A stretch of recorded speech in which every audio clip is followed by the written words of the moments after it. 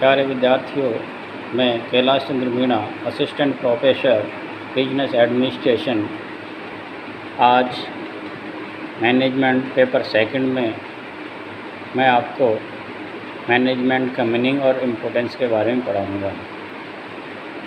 पिछले अध्याय में हमने मैनेजमेंट का मीनिंग और कुछ डेफिनेशन के बारे में पढ़ा था। आज हम प्रबंध की विभिन्न विद्वानों द्वारा जो परिभाषाएं दी गई है, उन विद्वानों के द्वारा जो परिभाषाएं हैं उनको हम समझेंगे। सबसे पहले जो परिभाषा दी थी, वो परिभाषाएं आपके हम उनको अलग अलग भागों में बांट कर समझेंगे। प्रबंध की विभिन्न जो परिभाषाएं हैं, उन परिभाषाओं में जो से मैनेजमेंट है, मैनेजर है, विचारक है, अध्यापक है, शोधकर्ता है और आदि सभी ने अपने अपने क्षेत्रों में जब इनके ऊपर कार्य किया है, तो इन कार्यों के आधार पर प्रबंध की अवधारणाएं उन्होंने बताई है। उन्होंने प्रबंध को जिस रूप में देखा, जिस रूप में समझा, उसी रूप में उन्होंने अपनी परिभाषाएं प्रबंध के बारे में हमें दिए। आज हम उन्हीं में से कुछ परिभाषाएं जो हैं अलग अलग वर्गों में बांटकर हम उनका अध्ययन कर रहे हैं। सबसे पहली जो परिभाषा है वो है उत्पादकता या दक्षता प्रधान परिभाषाएं।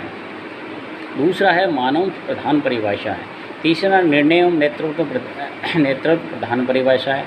चौथा जो पार्ट इन्होंने डिवाइड किया है वो कार्यात्मक या प्रक्रिया मूलक परिभाषा है। 5वें नंबर पे इन्होंने रखा है वातावरण प्रधान व्यापक परिभाषा है। अब हम इसका विस्तार से अध्ययन करेंगे। तो सबसे पहली जो इन्होंने परिभाषा है उत्पादकता या दक्षता प्रधान परिभाषा के नाम से डिफाइन किया है। जब प्रबंध का व्यवस्थित अध्ययन शोध का क्रम प्रारंभ हुआ, तब कार्य की सर्वोत्तम विधि खोजना तथा उनसे न्यूनतम लागत तथा अधिकतम प्रयास से अधिकतम उत्पादन करना ही प्रबंध का लक्ष्य माना जाता था। यानी ये जो परिभाषा उन लोगों ने जो दी, जो उत्पादकता को इन्होंने केंद्र बिंदु माना कि जो भी उत्पादन है वो व्यवस्थित प्रकार से हो और अधिकतम उत्पादन हो, कम उसकी लागत लगे और अधिकतम हमको वहाँ पर उत्पादन करने के बजाय बेनिफिट होना चाहिए। इसीलिए उन्होंने कहा प्रबंध का व्यवस्थित अध्ययन शोध का क्रम उन्होंने प्रारंभ से ही सर्वोत्तम विधि को माना और उसी पर उन्होंने खोज की और न्यूनतम लागत पर अधिकतम उत्पादन होना ही चाहिए। क्योंकि प्रबंध जो है वो यही कार्य करता है कि कोई भी कार्य सुव्यवस्थित तरीके से होना चाहिए और उन पर कम से कम लागत लगनी चाहिए। तो प्रबंध की जो उत्पादकता दक्षता प्रधान परिभाषा है, इस परिभाषा में उन्होंने क्या है कि जो उत्पादन किया जाएगा वो कम लागत पे होना चाहिए और उत्पादन होने के पश्चात उसमें अधिकतम वहाँ पर क्या है, उत्पादन के बाद प्रॉफिट होना चाहिए। दूसरे नंबर पे जो उन्होंने ली है वो है आपका मानव प्रधान परिभाषा है। इस परिभाषा को जो परिभाषित किया है वो वैज्ञानिक प्रबंध के जो जन्मदाता है WF टेलर है। उन्होंने अपनी परिभाषा में कहा है कि प्रबंध ये जानने की कला है कि आप क्या करना चाहते हैं और तत्पश्चात ये सुनिश्चित करना कि वह कार्य सर्वोत्तम एवं मितव्ययिपूर्ण विधि से किया जाता है। यानी आपके प्रबंध के जन्मदाता जो FW टेलर है, वैज्ञानिक प्रबंध के जो जन्मदाता है वो WF टेलर है और उन्होंने ये जानने की कोशिश की कि आप क्या करना चाहते हैं। जब तक आप ये निश्चय नहीं करेंगे कि आप क्या करना चाहते हैं और ये निश्चय करने के बाद आप उस कार्य को किस प्रकार करेंगे, यानी उस कार्य को करने के बारे में आपकी सर्वोत्तम विधि क्या है और विधि जो आप उपयोग में लेंगे वो विधि इस प्रकार की होनी चाहिए कि वह कम से कम लागत लगे और अधिकतम से अधिकतम उत्पादन होना चाहिए। गुलक के शब्दों में भी उन्होंने परिभाषित किया संस्था के उद्देश्य की पूर्ति के लिए, यानी जो संस्था जो संगठन स्थापित किया जाता है उसके कुछ उद्देश्य होते हैं और उन उद्देश्यों के आधार पर वह नीतियाँ बनाता है और अपने जो लक्ष्य हैं उनको प्राप्त करते हैं। यानी जो संस्था है वो संस्था अपने कुछ उद्देश्य निर्धारित करती है। वह मानवीय और भौतिक संसाधनों का प्रभावकारी उपयोग ही प्रबंध है। जो भी कोई संस्था है जब अपना उत्पादन प्रारंभ करती है, अपना संगठन प्रारंभ करती है, तो उसके पास कुछ मानवीय संसाधन होते हैं और कुछ भौतिक संसाधन होते हैं। इन दोनों संसाधनों का प्रभावकारी उपयोग करना ही प्रबंध है और जो अपनी कम लागत है उस कम लागत के आधार पर मानव और भौतिक संसाधनों का अधिकतम उपयोग करके ही उत्पादन बढ़ाना, ये वहाँ पर प्रबंध माना जाता है। सेकंड जो इन्होंने डिवाइड किया है मानव प्रधान परिभाषा, उसमें केंद्र बिंदु इन्होंने मानव को ही माना है और सारा जो रिसर्च किया है वो मानव के ऊपर किया है। और कुछ समाजशास्त्रियों ने और शिक्षा शास्त्रियों ने भी इसमें वहाँ पर कुछ है अपना योगदान दिया है। सबसे पहले मेरी पार्कर पॉलेट के अनुसार प्रबंध लोगों के माध्यम से कार्य करने की कला है, यानी जो संगठन है उसमें सभी मानव मिलकर काम करते हैं। जो उच्च अधिकारी होते हैं अपने अधीनस्थ कर्मचारियों से संस्था के लक्ष्यों को प्राप्त करने के लिए उनसे कार्य करते हैं, नीतियों का निर्धारण करवाते हैं। तो मेरी पार्कर पॉलेट ने जो है ये कहा कि प्रबंध जो है लोगों के माध्यम से कार्य करवाने की कला है। लॉरेंस एप्ले ने भी इसको परिभाषित किया है। उन्होंने कहा कि अन्य व्यक्तियों के प्रयासों से परिणाम प्राप्त करना ही प्रबंध है, यानी संगठन में जो विभिन्न लोग लगे हुए हैं, प्रबंधक है और जो अधीनस्थ कर्मचारी हैं, वो सब मिलकर वहाँ पर क्या है कि अपने उद्देश्यों को प्राप्त करते हैं।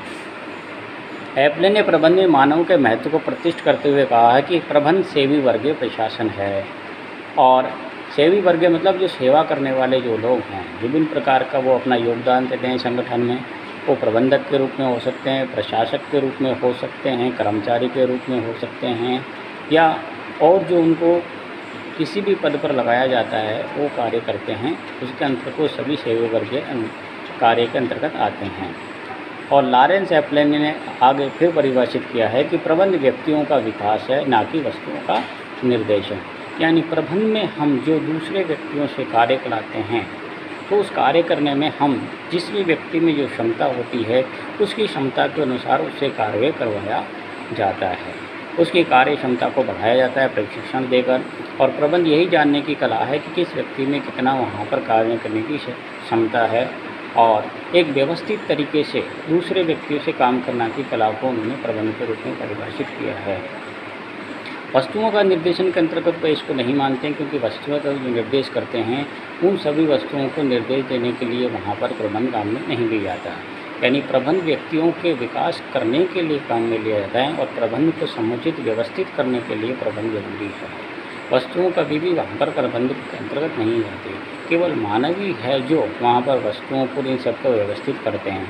तो इन्होंने कहा कि प्रबंध व्यक्तियों का विकास है और प्रबंध के द्वारा व्यक्तियों के विकास को बढ़ाया जाता है, उनके जो व्यक्तित्व की क्षमता है उनको बढ़ाया जाता है, ना कि वस्तुओं के निर्देशन से संबंधित होता है। हेराल्ड कुंज ने भी कहा है कि औपचारिक रूप से संगठित लोगों के जो समूह है उनके साथ तथा उनके माध्यम से कार्य करवाने की कला है। यानी जो संगठन में जो विभिन्न औपचारिक संगठन लगे हुए हैं और जो लोग लगे हुए हैं वो औपचारिक अनौपचारिक दोनों संगठन होते हैं, उन्हीं सभी संगठनों के साथ तालमेल मिलवाते हुए कार्यों को करना ही प्रबंध है। उन्होंने औपचारिक रूप से संगठित व्यक्तियों के समूह पर बल दिया है कि ये जो संगठन है ये सभी संगठन संस्था के जो लक्ष्य होते हैं इन लक्ष्यों को मिलकर प्राप्त करने चाहिए। सर चार्ल्स रेनॉल्ड ने भी कहा है कि प्रबंध किसी समुदाय के माध्यम से, यानी एक कम्युनिटी है वो उच्च वर्ग से लेकर नीच वर्ग तक, यानी जो आपके मैनेजर है वहाँ से लेकर जो अधीनस्थ कर्मचारी है वो A category, B category, C category तक का हो सकता है, श्रमिक हो सकता है, सुपरवाइज़र हो सकता है, श्रमिक हो सकता है, प्रशिक्षक हो सकता है, वो अर्धकुशल हो सकता है, सकुशल हो सकता है, किसी भी रूप में वो कर्मचारी का पद पर कार्य करता है। तो उन्होंने औपचारिक रूप से संगठित जो व्यक्तियों का समूह है उन व्यक्तियों के समूह पर बल दिया और साथ में ही जो सर चार्ल्स है उन्होंने अपनी परिभाषा में इसको परिभाषित कहा कि प्रबंध जो है किसी समुदाय के माध्यम से कार्य करवाने की एक प्रक्रिया है और वह वहाँ पर जैसे मैनेजर नीतियाँ निर्धारण करता है, सुपरवाइज़र वो नीतियों को वहाँ पर अपने अधिकतम कर्मचारियों तक पहुँचाता है, कर्मचारी संस्था के जो लक्ष्य हैं और उस अधिकारियों जो निर्देश दिए गए हैं उन निर्देशों के अनुसार उन कार्यों को करते हैं। व्यवहार में मानव प्रधान परिभाषाएं अधिक प्रचलित है, इसलिए प्राय ये कहा जाता है कि प्रबंध दूसरों से कार्य करवाने की कला है। इसके बाद में तीसरी जो है निर्णय एवं नेतृत्व प्रधान परिभाषा, जिसको decision making and leadership oriented definition के नाम से डिफाइन किया है। कुछ एक विद्वान एजेंसी ऐसी भी है, कुछ विद्वान ऐसे हैं जिन्होंने प्रबंध को निर्णय प्रक्रिया के रूप में भी वहाँ पर समझाया है। जैसे रॉस मुरे ने वहाँ पर कहा है कि प्रबंध का तात्पर्य निर्णय लेना है और जब तक हम निर्णय नहीं लेंगे दूसरे व्यक्तियों से हम कार्य नहीं करवा सकते। इसलिए रोज़ मुर्रे ने वहाँ पर अपनी डेफिनेशन में यही कहा है कि प्रबंध का तात्पर्य निर्णय लेना है। प्रोफेसर क्लर्क के शब्दों में भी डिफाइन किया है कि प्रबंध निर्णय करने तथा नेतृत्व प्रदान करने की कला और विज्ञान है। प्यारे विद्यार्थियों, ये परिभाषाएँ अत्यंत संकुचित है, लेकिन ये परिभाषाएँ प्रबंध के संपूर्ण स्वरूप एवं प्रकृति को प्रकट नहीं करती है। हम आगे चौथे नंबर की परिभाषा का अध्ययन करते हैं और उसको समझते हैं। यह है कार्यात्मक या प्रक्रिया मूलक परिभाषा, फंक्शनल और प्रोसेस ओरिएंटेड डेफिनेशन। कुछ प्रबंधकों ने और कुछ विचारकों ने और शिक्षा साथियों ने प्रबंध की कार्यात्मक या प्रक्रियात्मक परिभाषा भी बताई है। ये परिभाषाएँ निम्न है। आधुनिक प्रबंध के जो जन्मदाता हैं हेनरी फेयोल ने ही प्रबंध को प्रथम व्यक्ति के रूप में परिभाषित किया है और इन्हें प्रबंध की प्रक्रिया माना गया है। हेनरी फेयोल ने अपनी जो परिभाषा दी वो है प्रबंध पूर्वानुमान एवं नियोजन करना है, संगठित करता है, निर्देशित करता है, समन्वय करता है और नियंत्रित करता है। यानी जो हेनरी फेयोल है वो आधुनिक प्रबंध के जो जन्मदाता है, उन्होंने कहा कि जो प्रबंध है पूर्व अनुमान लगाना है कि जब किसी वस्तु का उत्पादन किया जाता है या संस्था के जो लक्ष्य होते हैं उनको पूर्व में निर्धारित किया जाता है, उसके आधार पर वहाँ पर उत्पादन करके सप्लाई करना है। या जो लक्ष्य होते हैं उनको प्राप्त करने के लिए उनके पास उपलब्ध संसाधन है, उन संसाधनों का आकलन करके वहाँ पर योजनाएं बनाई जाती है। फिर इसके बाद उस योजना के अनुसार जो संसाधन है वो संसाधनों के आधार पर उसको संगठित किया जाता है और जो संगठन है उस संगठन में जो मानव है या जो कर्मचारी है उन सभी को निर्देशित किया जाता है और निर्देशन के बाद में वो कार्य उन सबके समन्वय से पूरा हो और जब पूरा होगा तो उन सब पर कंट्रोल भी होना चाहिए। प्रबंध की जो प्रक्रिया है मूलक परिभाषाओं को सर्वाधिक रूप में अपनाया जाता है। पांचवी और अंतिम जो परिभाषा है वो है वातावरण प्रधान व्यापक परिभाषा, एनवायरनमेंट ओरिएंटेड इलेक्ट्रिक डेफिनेशन, है ना। अब प्रबंध की जो प्रक्रिया है प्रधान परिभाषाओं में सर्वाधिक लोकप्रिय परिभाषा इसी को प्राप्त है। यही कारण है कि वर्तमान समय के जो प्रबंधक है वो प्रबंध साहित्य प्रबंध के वातावरण प्रधान व्यापक परिभाषा को ही उन्होंने उसमें माना है। कुछ परिभाषाएं हम नीचे हैं, जैसे ग्राहक है, क्ले कैंप है, ब्रीडिंग है, इनके अनुसार हम इसको परिभाषित कर रहे हैं।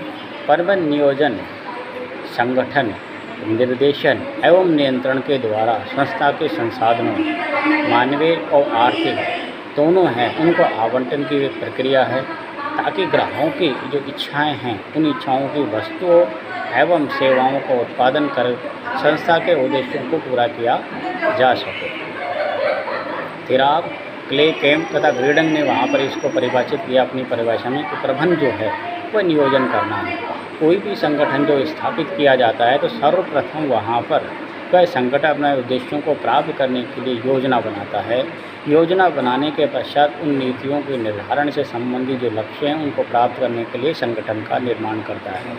संगठन का निर्माण होने के पश्चात जो व्यक्ति उसमें उन्होंने रखे हैं, चाहे वो प्रबंधक हो, सुपरवाइजर हो, अधीनस्थ कर्मचारी हो और चाहे श्रमिक हो, चाहे वो कुशल हो, अर्धकुशल हो, उन सभी को जो संस्था के लक्ष्य होते हैं कार्य से संबंधित उनको निर्देश दिया जाता है और निर्देश के अनुसार जो संगठन के लक्ष्य हैं उन संगठन के लक्ष्यों के अनुसार उन पर नियंत्रण करना भी वहाँ पर आवश्यक हो जाता है।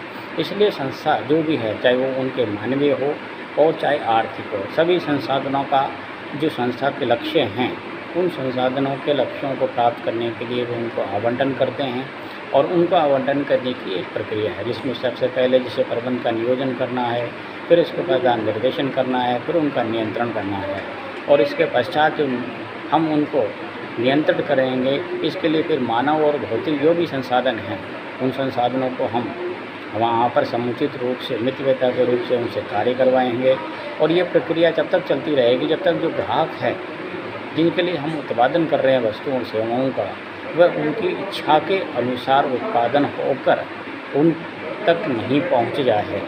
और किसी भी संस्था का यही लक्ष्य होता है कि वह अपने ग्राहकों की इच्छाओं के अनुसार उत्पादन करे और कम लागतों में उत्पादन करके वहाँ पर उनको सप्लाई करे और अधिकतम लाभ प्राप्त करे। इसी को वहाँ पर प्रबंध माना गया है।